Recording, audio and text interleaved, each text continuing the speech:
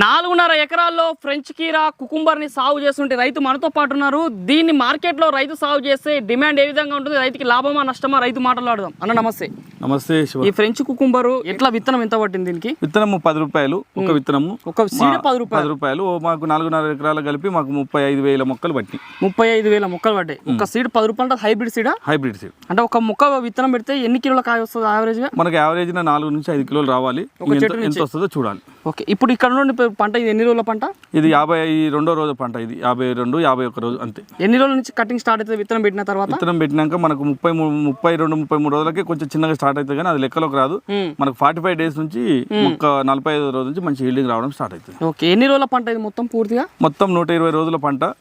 మనకు 100 రోజుల వరకు బాగా వస్తుంది. తర్వాత 20 డేస్ రావచ్చు, రాకపోవచ్చు. మార్కెట్ ని బట్టి మనం ఉంచుకోవాలా, తీసేసుకోవాలా, పంట పలసగా వస్తుంది, అది మన ఇష్టం. ఎన్ని కటింగ్లు వస్తుంది మనకి? 45 రోజుల నుంచి స్టార్ట్ అయ్యి మంచి కటింగ్ మనకు 25 కటింగ్ నుంచి 30 కటింగ్ల వరకు మనకు రావాలి మొత్తం అన్నట్టు.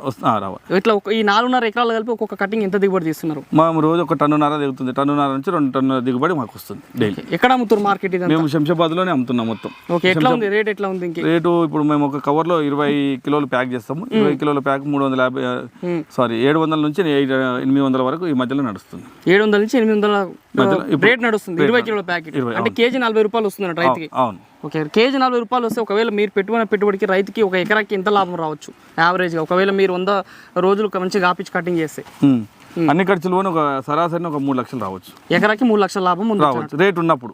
రేట్ లేకపోతే మనం ఏం చేయలేము అన్నట్టు. ఇది రైతు సాగు చేస్తున్నటువంటి ఈ యొక్క ఫ్రెంచ్ కుకుంబర్ సాగు యొక్క అనుభవాలు.